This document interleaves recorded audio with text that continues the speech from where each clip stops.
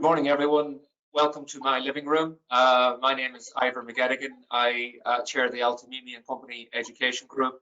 It's great to have you all here today, and I hope you're all safe and well at home, and thanks for joining. This is the first of a series of webinars that we're running as a part of a series called EdWeb 2020, where we look at issues from people at the front line in education, both higher education and also K-12. And I'm delighted to launch this event today with an absolutely stellar panel who I will introduce shortly. And the topic for discussion today is beyond COVID-19 issues and opportunities for change in higher education. So the objective is to look beyond the immediate impact. Of course, we have to discuss the immediate impact, but also the lessons and opportunities that we can take going forward for perhaps permanent changes within higher education. So without further ado, I'd like to introduce our panel. We have Dr. Hugh Martin, Registrar and Chief Administrative Officer at the British University in Dubai. He's been here for a number of years, and prior to that, worked at a number of esteemed UK universities, including the London School of Economics. We have Dr. Keith Sharp, founding Vice President of the British University of Bahrain. Like Hugh, Keith has a strong track record in education and senior roles in administration. He's also ex-LSE, so there's a bit of a LSE mafia going on there.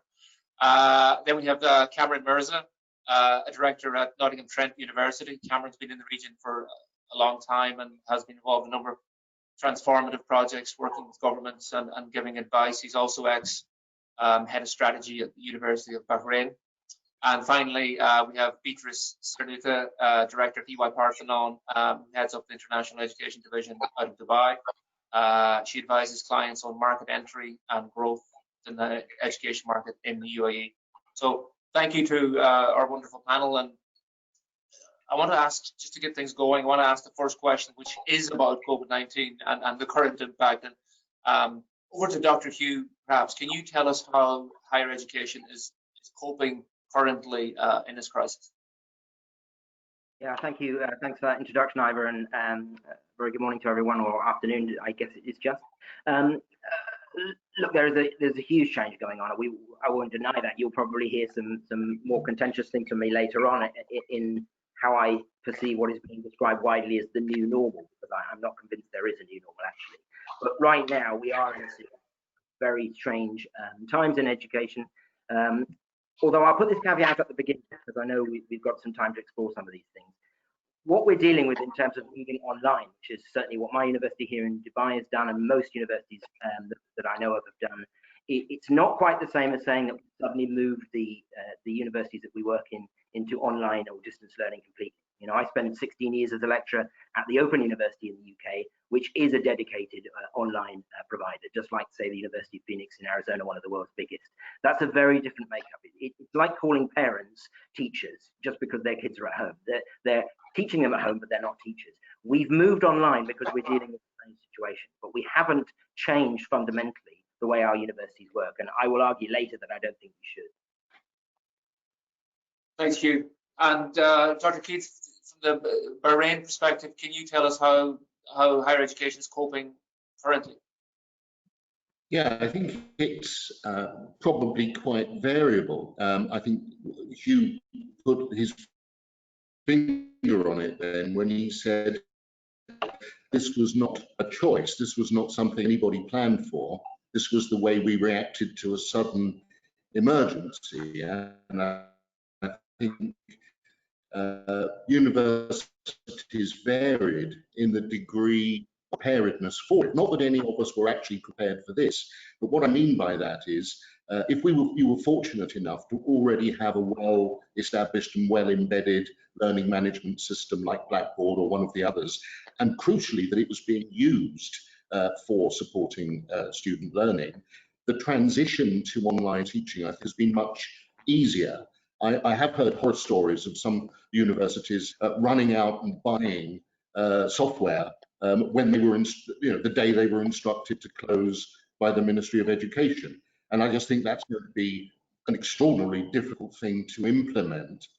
So at least we were halfway there, and I think those universities that were already using a learning management system were doing were doing very well.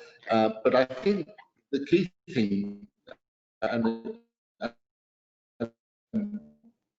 Hugh has already alluded to it, this is not going to result in a fundamental change in the way that we do things. We've reacted to a set of circumstances, we've done our best, but it's not been something that has been, in my view, a revelation of possibilities for the future. I think it's shown that we can do it when we have to. There may be some changes, but I don't think they're going to be as radical as some people suggest. Thanks, Keith. Cameron, if I can ask you, what do you see are the opportunities for some beneficial changes to come from this, and opportunities for the Middle East in particular? Thanks, Ivor. I think when we talk about higher education, first of all, we should understand what the new world order is. And I think COVID will have significant impact on work, on life, on travel, and probably a dialing in of globalization. We are now at the start of a global recession, which will be a very deep recession. Data coming out of Oxford Economics recently for the region shows double digits outflow of expats across the region. Obviously, a lot of those will be in blue-collar jobs, but there'll be a significant number of white-collar jobs. The oil prices, the low oil prices, are having a destabilizing effect in terms of longer-term public spending and debt rising. And there are, to balance that out, obviously we've got technological changes, we've got the rise of social media, we've got issues around youth graduate unemployment in the region. So I think things are shifting, and I think before we think ahead in terms of what the opportunities might be, it might be worth just us reflecting on and evaluating where we are today. And I think based on all evidence available around graduate employment, graduate skills, R&D, innovation, entrepreneurial activity, I think the question is the sector providing a good return for graduates, for parents, for employers, for wider society? And in my opinion, I think the answer is fairly clear that probably it's not. So I think that this also represents a great chance to hit reset and to perhaps find a new GPS and move away from the rhetoric and move ahead with clear focus, clear and clarity. And I would put forward 3 key areas to focus on going forward. And I think that the first element is purpose. We need to establish some long-term thinking, and we shouldn't confuse where we are today with what the future looks like. I think we need to move away from short-term thinking. We need to establish what our priorities are. What are the critical issues that higher education needs to address? Who are our students? Demographics are changing all the time. What do we offer? How do we do it? When do we offer it? And I think perhaps it's an opportunity to move beyond thinking around bricks and mortar and traditional ways of delivery. So there is an opportunity there, but to enable that, you need the right policies. And I think the policy opportunity is significant. And I think it's about embedding policies that are forward-thinking, that encourage autonomy, but are there to enable rather than act around compliance and restrictions. It's about putting policies, enabling policies that are student-centered and focusing on learning and skill development, lifelong learning, and embracing things that are emerging like micro-credentials, nano degrees, but recognizing things like prior learning and experience, which I think are invaluable. Quality assurance systems in the region need to move to be more outcomes focused and appropriate, given the direction of travel in the region. And I think it's, the regulations and policies need to steer the sector strategically rather than police the sector. And the final element to this is people. And I think there should be a renewed focus on students and the educator. And I think putting them at the heart of the education system is going to be critical. And I think a new type of leadership is required to move us forward, one that is transformative in its thinking rather than transactional. And yeah, and I think we need to really think about the teacher and in terms of professional development of teachers, moving and putting at the heart of teacher development deep content knowledge, thinking about pedagogy, effective pedagogy, and really focusing what happens in the classroom. And the final point of this is we need management, a management layer who know what it's like in the trenches, who have been in the classroom and are passionate about education. And I think that's the one thing that probably, that's the fourth P, the passion. More people in education who are passionate about it, who care about it, and really want to make a difference rather than wanting to clock in, clock out. So if we can focus on 3 or 4 key priorities, I see an opportunity to really progress the sector. Thank you, Cameron. That's fantastic. And look, I think in a way what you're saying is COVID-19 might be a catalyst or an accelerant to shape the easy consensus that may have existed beforehand. So I mean, and that's what we're hoping to explore on the webinar, opportunities arising from the crisis. One of the things you touched on there, which is really interesting and hasn't been given enough attention, is the piece about skills and the role of higher education and skills. And maybe I'd ask Beatrice to come in on this, because I know she has an interest in this area and has done quite a bit of research on it. Beatrice, would you like to explore some of those issues that Cameron mentioned about skills and the role of higher education? Yeah, absolutely. And I think the context is obviously the fact that the COVID-19 pandemic has already been having and will continue to have a significant impact on global economies and therefore labour markets globally and including in the MENA region. So what can countries do and what can specific institutions do in order to make sure that the impact of potential job losses is minimized, meaning that individuals may sort of not lose their jobs, or if they do so, that they might be able to find meaningful and rewarding opportunities sort of pretty quickly. And whilst obviously the solutions to this don't just come from post-secondary institutions, there's certainly a lot that institutions can do around the topic of skilling and aligning with the content of provision with what the job market needs. So there are various aspects of this. First of all, the importance that institutions need to place on just tracking data on how sort of unemployment might be changing in their particular ecosystem, and for sort of the kind of students and graduates that they might be having, how their kind of course portfolio aligns to the job market, but also specifically what specific skills can be taught as part of different programs to ensure that graduates are job ready.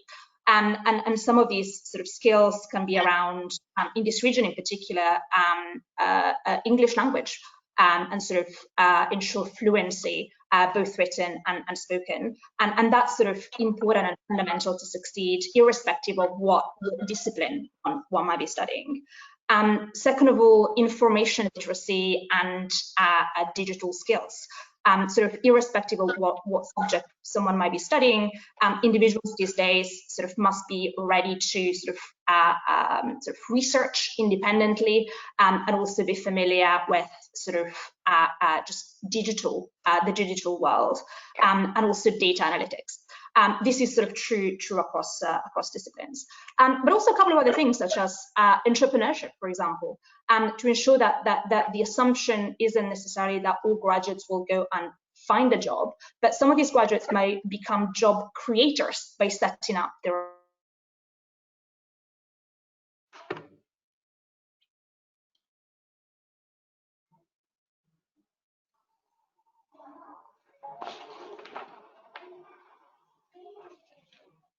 Beatrice, I think we've lost your audio. I'm not sure. Can we hear Beatrice? But maybe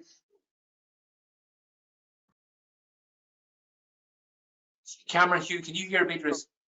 Yes, I can hear you. I can't hear Beatrice, I'm afraid. You can't hear Beatrice. Okay. Sorry, I Beatrice. can step in here, Ivor, if you like. please, if you don't mind, Peter, we lost you at some halfway through there on the audio, I'm afraid. But Cameron, Okay. yeah, just if you wouldn't mind. Sure. Picking that up So at that point. I think the issue of skills is a global issue. Definitely, I think the data shows that it's worth, the global skills gap is $8.5 trillion a year. That's the kind of the value behind it. And you know, just to give some context, I wrote the first graduate industry skills guide in the Middle East several years ago. And I naively thought at that point that would be it. We've solved it. But several years later, the situation hasn't gone any better, because on reflection, it's far wider than just universities. This is about structural reform. It's about systemic change. And I think it's very unfair that universities get a tough deal over graduate skills and graduate employment. And I've spent obviously the last 6 months talking to employers in the UAE about this. So on my reflections, I'm going to put forward, you know, a 10-point plan that that can be used as a kind of early thinking or framework as part of wider reforms to address graduate skills. The first thing is, as Beatrice has already said, labour market intelligence is quite weak. We need to get a grip on data, and it needs to be robust, and it needs to be focused on private sector data, and it needs to be regular. Secondly, employers need to do far better in terms of understanding their skills footprint in the future. When I talk to employers and ask them, what do you need, they struggle to tell me. So employers have got to have skin in the game here. Thirdly, the regulators must ensure that there is some sort of equilibrium between supply and demand. So certain sectors are moving faster than others, and some are going backwards. There needs to be some sort of equilibrium, because I think we're doing a disservice to young people to ask them to go and study a subject where their likelihood of doing a job is quite limited. HR systems. So HR systems need to move away from just asking for certificates. We need to think a bit more broader. So employers need to think about asking for skills and competencies. This is about push and pull. It's more than just certificates. Universities should focus on designing programs that are future focused, multidisciplinary, and it's not just all about STEM. Creativity, art, social sciences are critical as we move into more automation and artificial intelligence era. And as part of that, teaching needs to evolve in terms of its instructional design and in terms of its pedagogy. Number 6, career advice and career navigation must be upgraded and must be up to date, and this must happen before a student enrolls at university. Students enrolling onto programs have very little idea about the real world, about real careers, about real opportunities, and what's involved in those careers.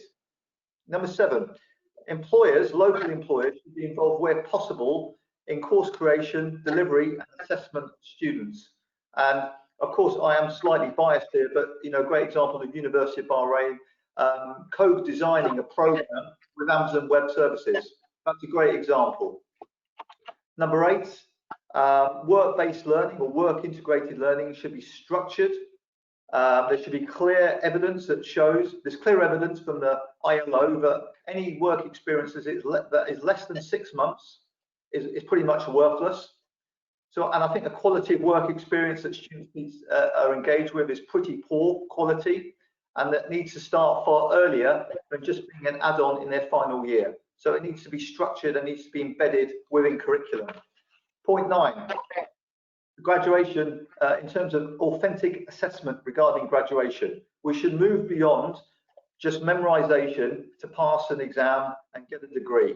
We should focus on students' knowledge, the application of knowledge, their attitudes, their behaviors, and take a more holistic view of assessment and a student, which is far deeper than just passing the exam. Number 9, and the final point is partnerships. Universities can't do this alone. They need to work with partners and delivery partners who can help in a deep and meaningful partnership. And there are companies out there now that are doing great work with universities.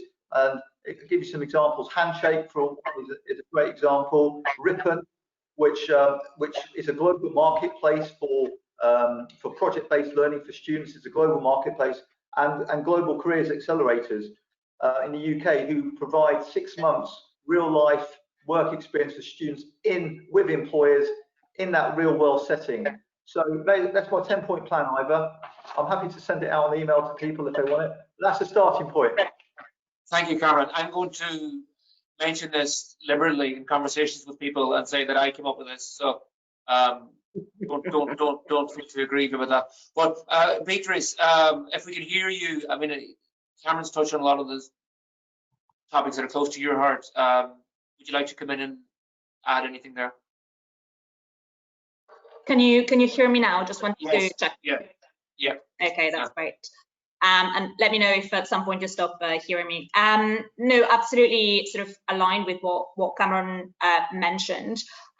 These are certainly all topics that we speak to our clients about, both sort of higher education institutions as well as institute that might be focusing more on short courses or technical programs. So I stand behind your plan, Cameron. I think it's great.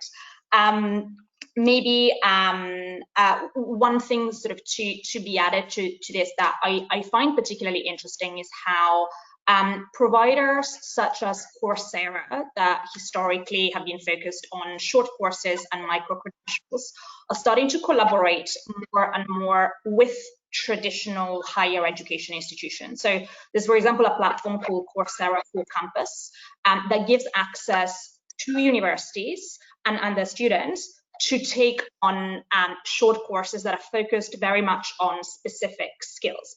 So universities don't have to reinvent all of these sort of specific short courses that might be targeting skills, but can sort of collaborate with existing platforms. So collaboration sort of is to be taken advantage of. Thanks, Beatrice. And look, I think that a nice segue into maybe a wider discussion about collaboration. Dr. Hugh, I can bring you in on a topic that I know is close to your heart, but frankly speaking, there's zero collaboration in the region between higher education providers, and I know they view themselves as competitors, which of course they are, but in other jurisdictions, it's common to have collaboration on certain shared needs that transcend all the universities. And would be great to hear your take on that and where you think we can do better on that front.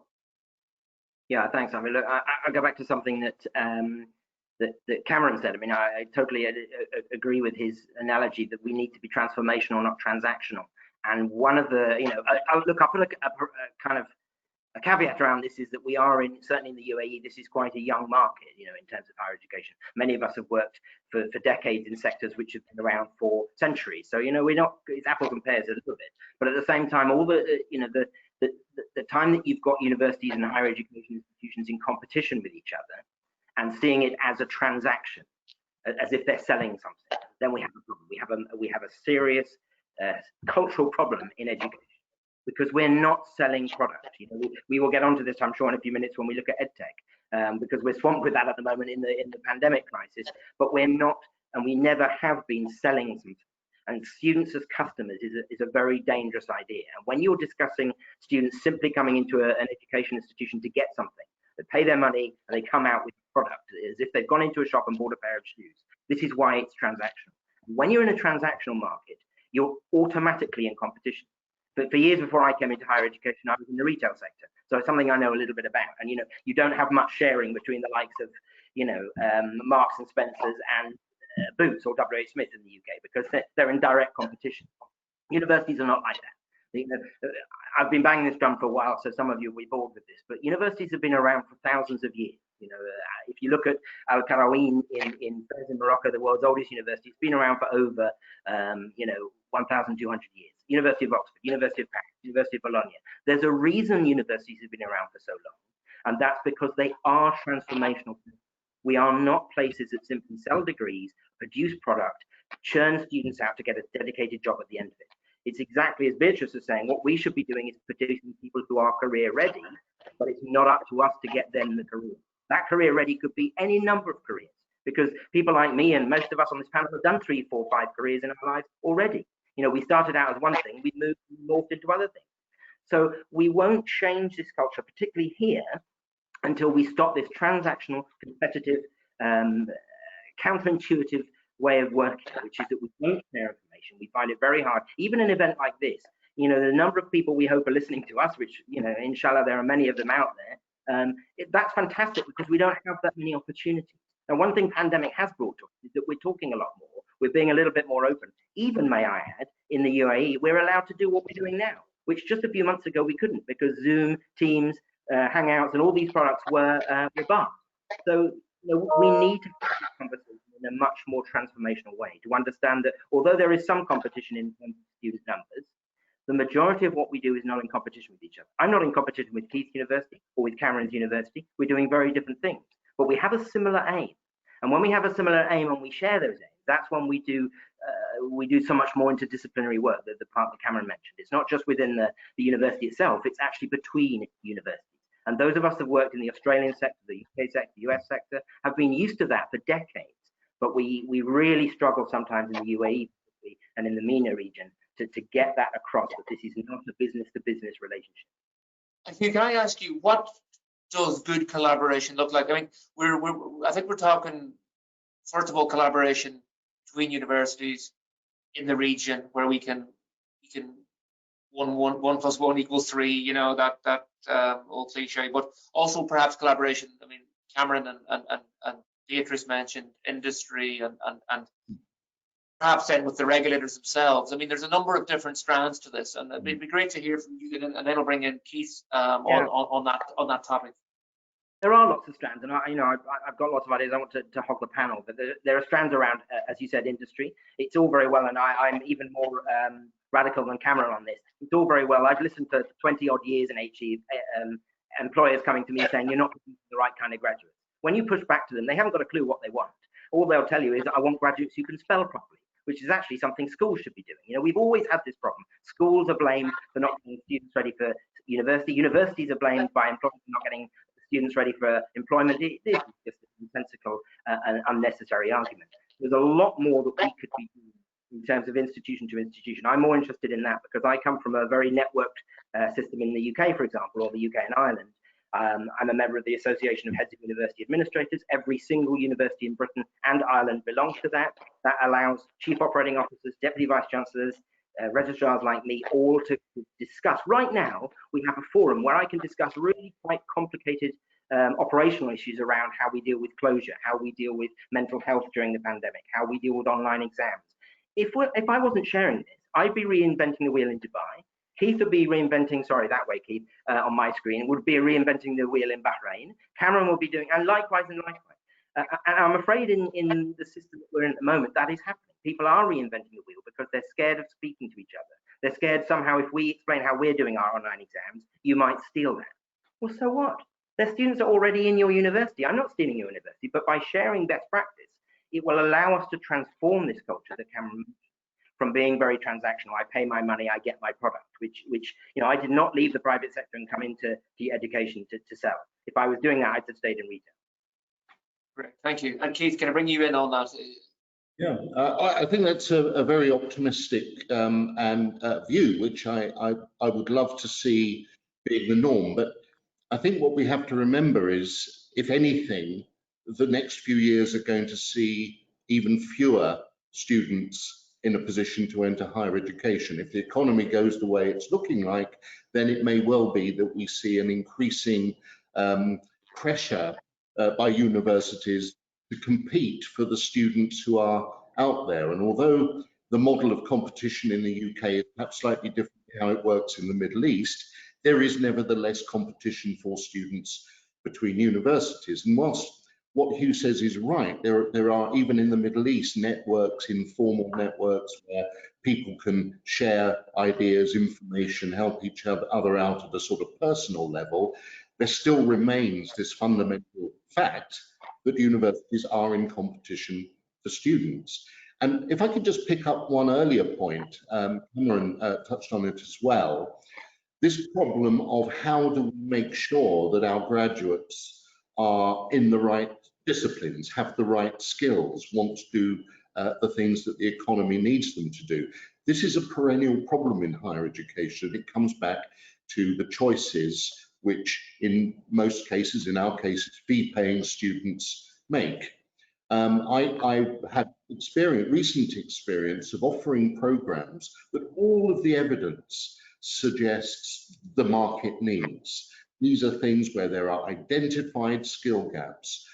Can we get students to sign up for them? No. Students go to the same old programs. Business and management remains the most popular subject the world over, whether students are traveling from the Middle East to the UK, whether they're staying in the Middle East, everybody wants to study it. So there is a real issue here that we are dealing with people who are voluntarily coming into university, they're making choices, they're paying their money. Now, do you address this by asking regulators to intervene? Well, I think that's a really risky business because pressed students who are studying subjects that their country want them to study, but they have no interest in at all, are very unlikely to be happy, successful students who then go on to pursue a career in the field that they really haven't got any interest in.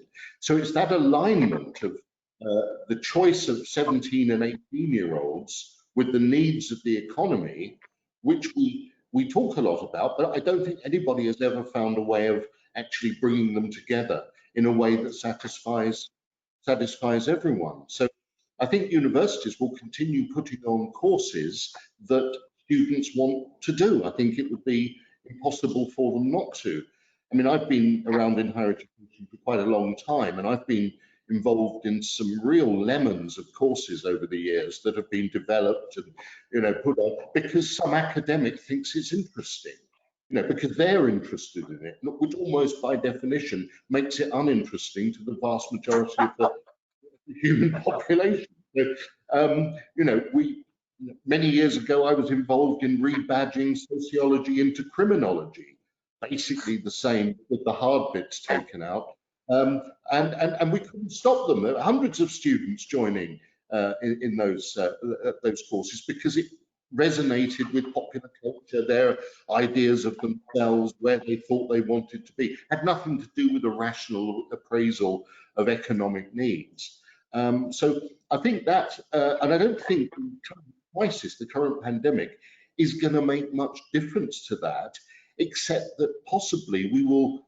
I think in the short term, there'll be a big opportunity for universities in the Middle East because no one's traveling. That probably will last a year or two, and then it'll be back to where it was before, or an even more challenging situation where there are more of us competing for fewer students, and the implications that has for doing what the economy needs us to do, I think are quite serious. Thank you, Keith. And just to say to everyone, Keith's available on a consultancy basis if you want to rebadge an existing degree that's got under enrollment. He does a beautiful job on that. And another message I have.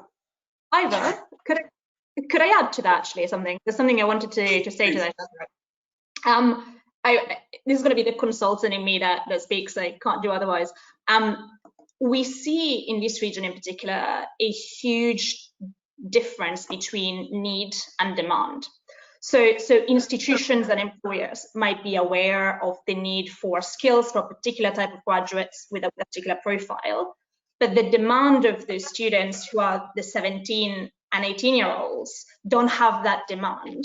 And there's a significant lack of just awareness of education pathways and what the job market actually looks like. And this is true in a lot of geographies, but it's certainly true in MENA.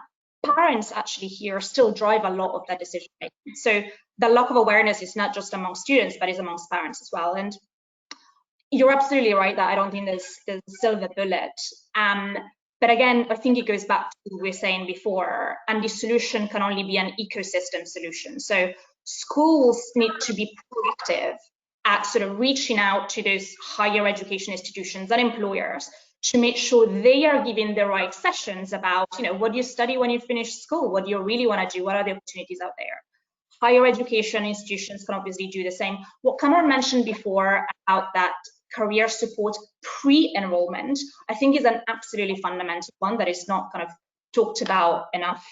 And of course, governments and foundations can just do a lot to ensure that that awareness of study pathways and career pathways are known to parents and kids from an earlier age, and not just when they're faced with these questions when they're 17 or 18. Thank you, Beatrice. And just a message to all our participants. We have 120 people signed up for this webinar from all across the Middle East and beyond, actually. And on your platform, there's an ability to ask questions, and some questions have started to come in. And I will put the questions to the panelists in about 10 minutes. So do feel free to ask questions. And Cameron, I think you wanted in there to just to follow up on what's already been said. Look, we can't place enough emphasis on good quality information, advice, and guidance for young people, career advice, and giving that information up front. And Beatrice is right, a clear focus on parents. But the point about the university sector fighting for students, that is true. But we also have to understand that the demographics are changing. We are now looking at not just your typical 18 to 23-year-old. We are looking at people in work, looking to transition to other sectors. There's people looking to get back in the job market. So I think the demographics are definitely going to shift over the next couple of years. Particularly, Keith's right about there might be challenges in terms of people going into higher ed because of the economy.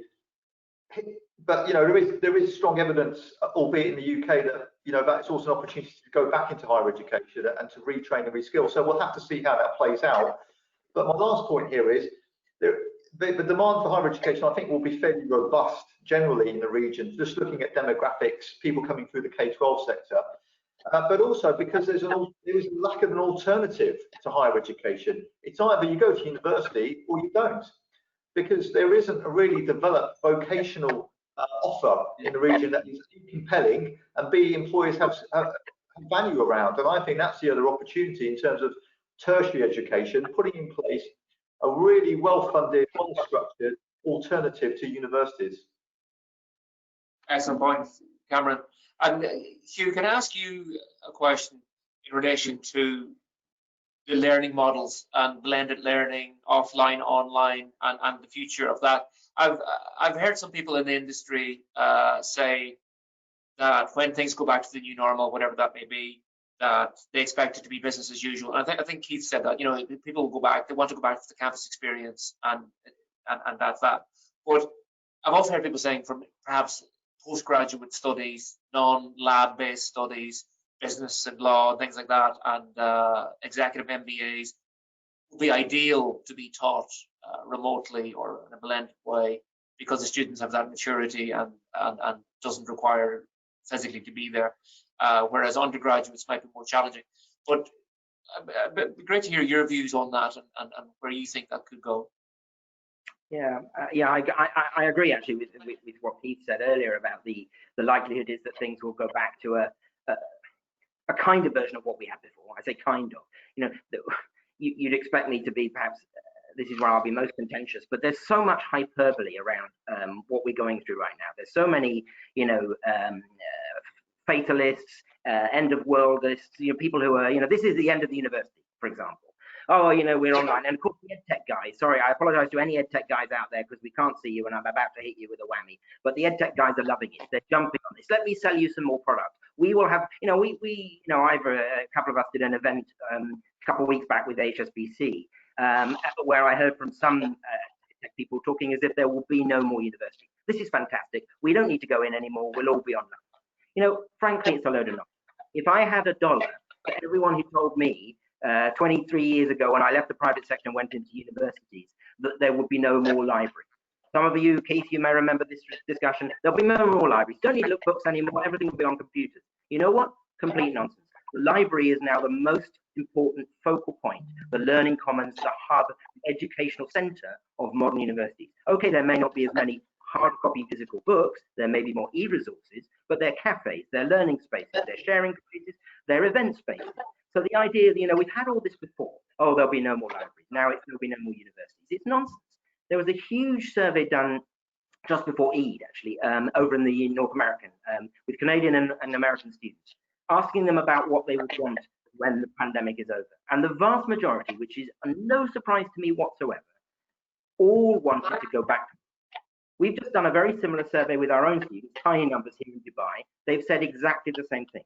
Because, again, I go back to my earlier point, universities are not about just giving you a piece of paper with some letters on it. It's about so much more than that. The student experience is fundamentally about what you do when you meet other people. And that doesn't matter whether you're 18 or 38, whether you're a young student or a mature student. It's the ability to discuss, to argue, to meet people from different backgrounds, genders, religions, and cultures.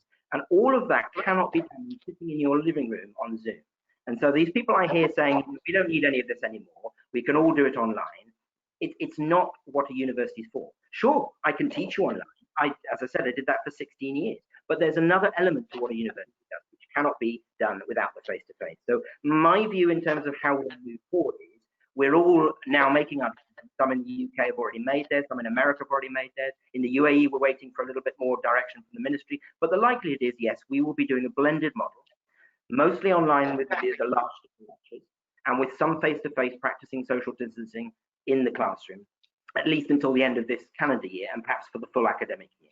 And actually, that's not such a bad thing because we can use the tech to serve us. But the idea, that I just makes me smile when I hear these people telling me that AI will take over the world, blockchain will sort everything out. It just isn't true. None of this will happen. If you go back into the 1950s and read The Eagle, for those that can remember Dan Dare, if you listen to all of that, we'd all be wearing jetpacks now. We'd be, fighting the Mekong in the outer atmosphere. It's just nonsense. None of this actually happens. Technology is way slower than people think it is. The tech guys, this software that we're using now is still very buggy. It's still, we lose Beatrice, we lose the sound, we come in and we come out. Things have not moved on anywhere near as fast as we would have you believe. And going back to my point about the historical longevity of universities, the reason they've survived so many huge, much more momentous occasions than just COVID. For example, the pre-Renaissance times, and then the huge upheaval of the Reformation and the Counter-Reformation, is that universities exist through and beyond these kind of crises because they are stable and they are able to be both traditional and agile at the same time. And I cannot see any chance that the online-only model will settle. We might talk about it with each other. We might talk to it with our EdTech guys, but the students themselves, and that's personally what I'm in this for, they will tell us what they want, and what they want is to be back on campus. So for me, the one lesson we'll learn from, we have to really improve what we mean by the student experience. Some of us come from worlds where that is taken very seriously. There's been years and years of working at it. Others, perhaps in a more younger market where it's less understood. But it's a guarantee that we've got to up our game on the student experience. Going to university isn't about coming in at 9 o'clock, going to a lecture, and then leaving. It's about all the other extracurricular things, which I'll be honest with you, we're not very good at. And we need to improve really quickly if we want to become a regional hub, if we want to attract students who, for example, aren't able to travel to the UK, Australia, or USA at the moment. We need to be offering them things other than just a barren classroom. Even if the AV in that classroom is amazing, even if the online learning they're having is amazing, we have to improve our student experience. Because for me, that's the lesson of COVID-19. Thanks, Hugh. Cameron, maybe to bring you in on that, what's your opinion on that question about the future? What's the campus? How is it going to deliver education in 2024? What's your opinion on that? Well, I think this is a great question, Ivor, and probably universities and educators around the world are grappling with what this looks like. At the moment, we've moved away from the bricks to the click type of education, and I think that probably the data, look at all of available evidence, Hugh's absolutely right. Students are broadly dissatisfied with the online provision because higher education is far broader than just churning out lectures. It's about humanity, it's about building connections, it's about developing their social skills. But I do think that we need to embrace technology and enhance and move the conversation away from credit hours to actual learning hours. I think blended learning can provide, and I think the future is probably going to be around a blended learning model, but that requires significant change because technology is probably only about 25% of the whole equation here. This requires a shift in culture. It requires a shift in thinking, new leadership styles. The back office needs to change as well. And so, you know, for us to just talk about technology in isolation, I think I think we need to be a bit alive to the fact that's only one component of the shift. But there are obviously great advantages to technology. I think that students or Generation Z, you know, are mobile friendly. You know, the conversations I've had and the data I've seen, they like the type of, you know, as we describe it, you know, streaming services, on demand lectures, which is great. You know, there's a lot of advantages from having to travel, but essentially nothing can replace the teacher, educator, student relationship. But I think that's the bit that needs to evolve more than anything. We need to shift from teacher-centered to beyond students to learning-centered, and that requires real investment in terms of instructional design. It requires real investment in terms of new, innovative, effective pedagogy, and that I think institutions need to understand that the investment is significant. I mean, top universities, we've already mentioned some in terms of online provision, like Arizona State, the best in terms of online. Their investment in terms of the production value alone for their output lectures is significant. So I think we can't rush into this knee-jerk reaction. I think it's going to be online because there's so many factors that underpin that. And I do go along with what Sue's already said around the fact that I think a blended approach probably is bringing the best parts of what we have today and pulling forward the best parts of the future. And I think that's going to be probably a model, but also I think also the delivery model will change. I think, you know, getting employers involved in delivery in terms of co-creation, co-design, widening impact in terms of society. I think there's a lot of opportunities. And I think that whilst the higher education sector, and Hugh's right, the universities have been here, I think Bologna, you know, in the 10th century, 10,000 years. History also tells us that unless we evolve, we'll get left behind. And classic examples of that, you know, Kodak, blockbuster videos. Of course, these are different sectors, but they haven't, you know, they died because they didn't evolve. And I think we need to evolve with that as well. And I draw comparisons about the region being young.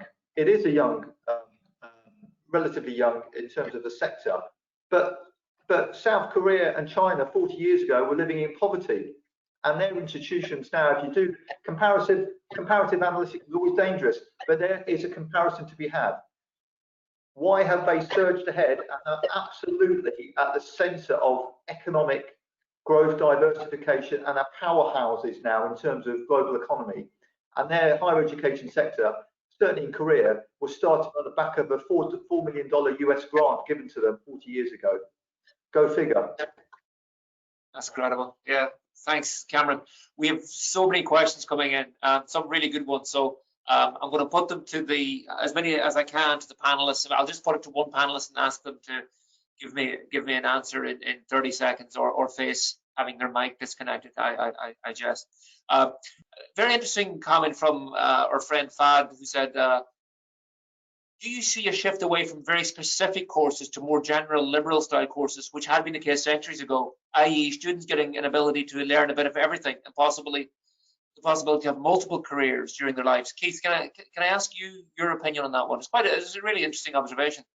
It's a very, very good question. Some of us would like to see that and would like to see much greater emphasis on genuinely foundational things like critical thinking. I mean, at the moment, we are seeing around us, back to the pandemic, an almost total absence of critical thinking across the population, including politicians.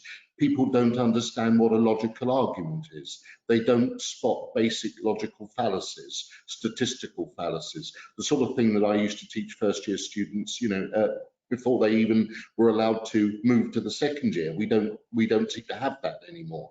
So I think the world needs something like this, and of course Hugh brings a welcome historical perspective as well. We need that too. Is it likely to happen?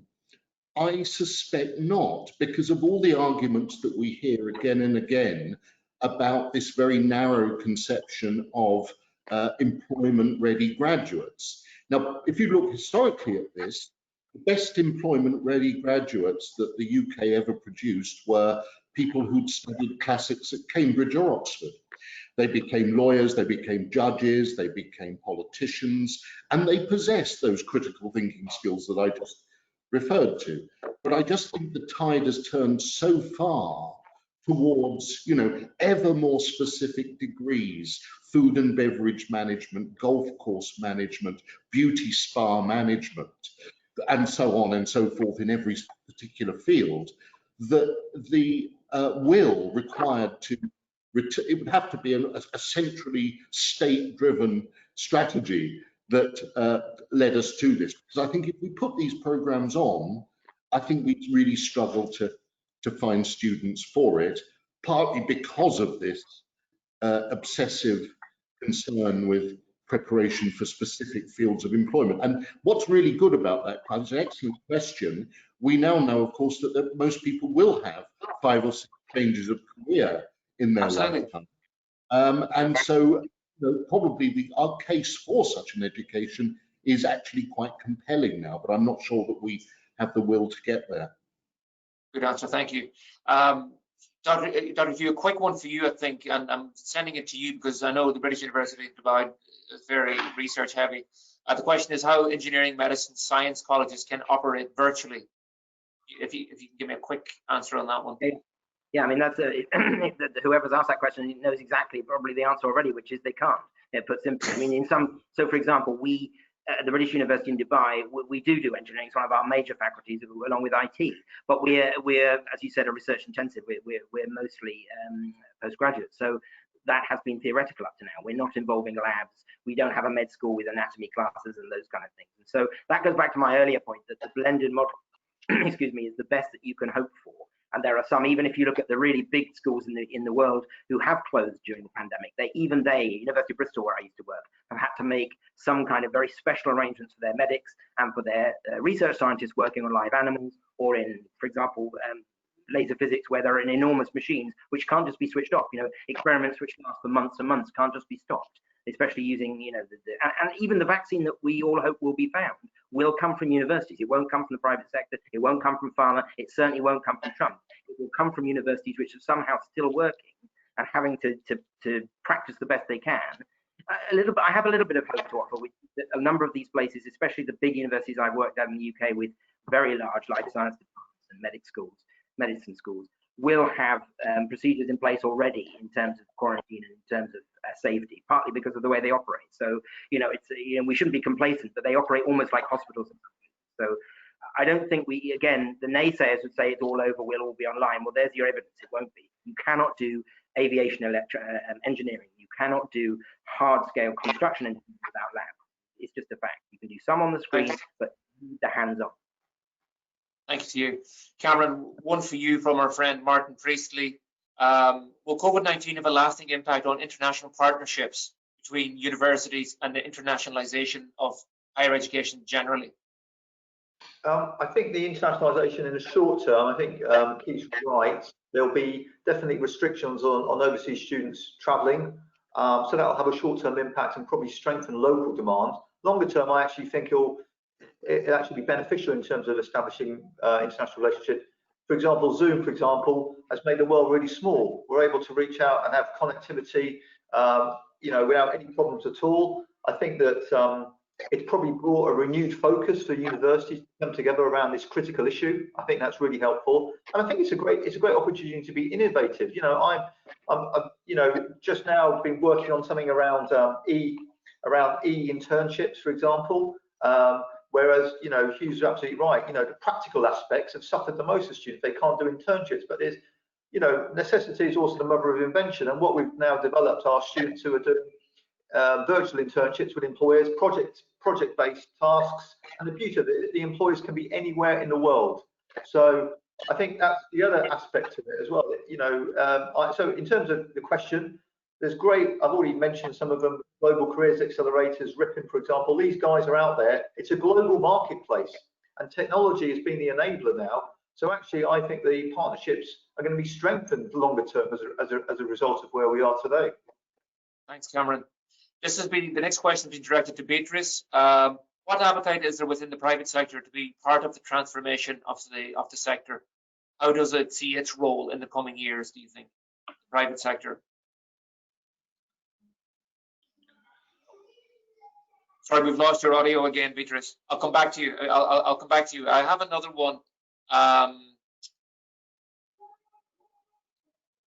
It's maybe more of an observation that, you know, the panel is clear that there needs to be a cultural change in the region in relation to a lot of these initiatives.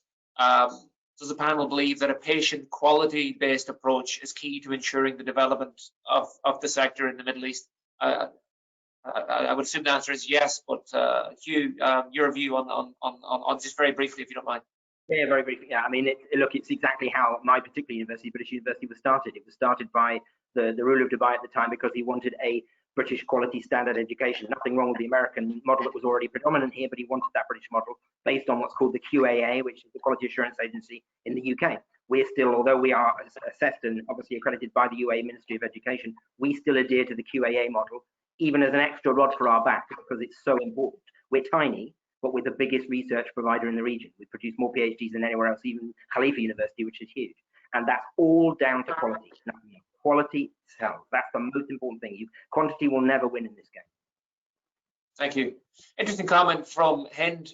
Inter-university collaboration is also needed to overcome the problem of capacity.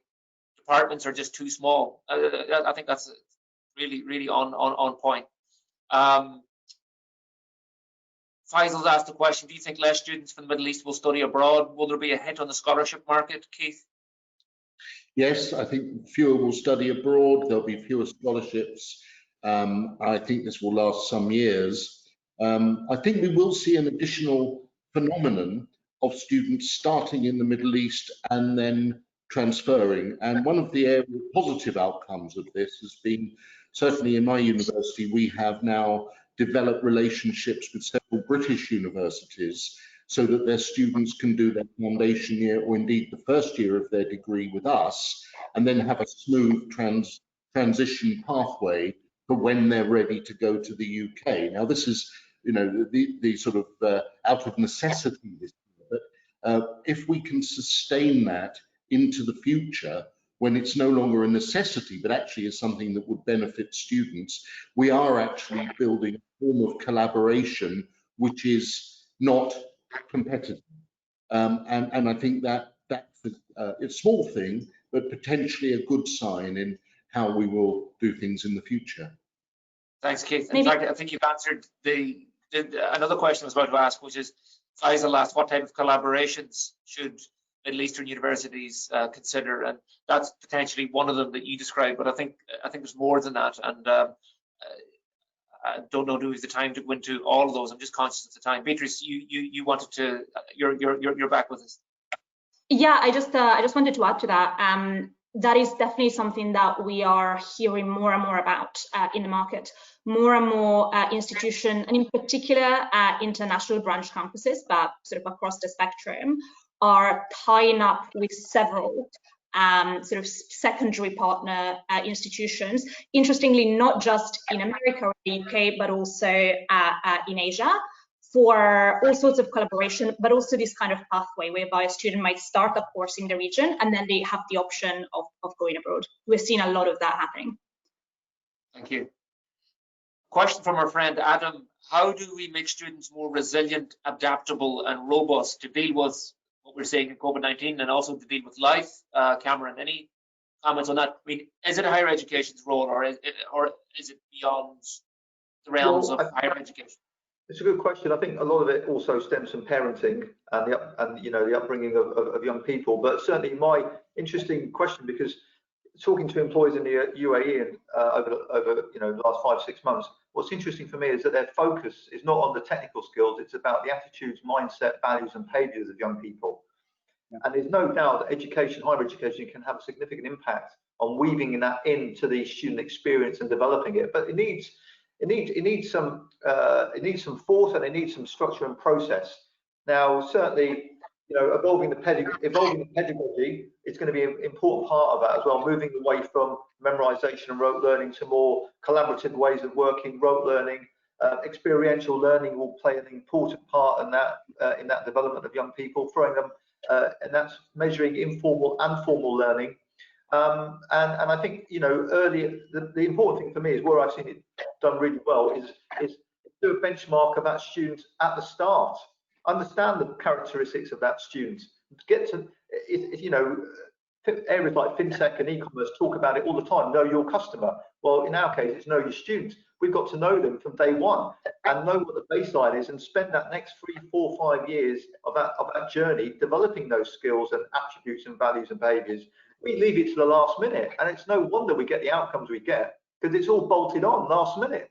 So this is, again, comes back to longer term thinking, being strategic in our thoughts, and being a bit more measured in our approach, and again, really simple, putting the students at the heart of what we're trying to do here.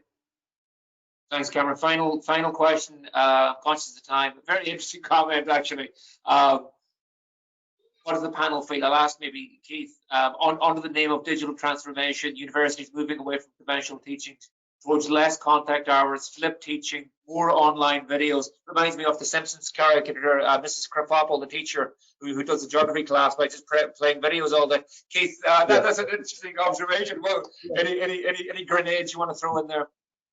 I think I'd preface that by just pointing out that one of the unanticipated effects of the virus and the changes we've seen have been an almost universal demand for a reduction in fees. So there is clearly a perception that alternative forms of delivery are somehow easier and less demanding on the university. Well, actually the opposite. We all know the opposite is true, and our costs have actually gone up at this time. I think we were doing quite a lot of this anyway. And I think we were, this is not new, that the idea of the changing dynamic between the teacher and the student, all of these things are built into the way we teach now. We had a big shock where suddenly everything had to go online. And I would come back to what Hugh said at the beginning, which is that this was not a paradigmatic change. This was a short-term reaction to an emergency. If we want a paradigmatic change, we have to re-engineer the whole way we design our teaching and learning. I think Cameron's made that point as well. So I think the answer is we're moving in that direction anyway, and I think we could all point to examples that we're familiar with where we now do things very, very differently. Just give you one example for a second. We have a very, very interactive module in the first year at BB called the multidisciplinary project. The idea is students from different courses work together on a problem. That actually was the one that was hit hardest by the changes we were forced to implement. Maths, engineering, theory, and so on could carry on pretty much as they were. But this one, which requires collaborative working amongst students, was the one that the students felt most challenged by the shift in teaching. So I think we've got to, it does point to the fact that all of this needs to be considered as part of a much more complex problem, irrespective of the imposition of these sudden changes by the pandemic. Thank you, Keith. Thank you to our panel. We've run out of time. In fact, we've gone over time, which is my fault as a moderator, so I do apologize. We still have a lot of people on the call. So thank you to all our listeners. And just to say that we have another one of these next week on digital transformation in higher education. Invites will go out on Sunday probably. And it'd be great to reconnect with some or all of you then. Huge thank you to our panel. Thanks for giving your time and your wisdom today. Have a good day. Bye-bye. Thank you.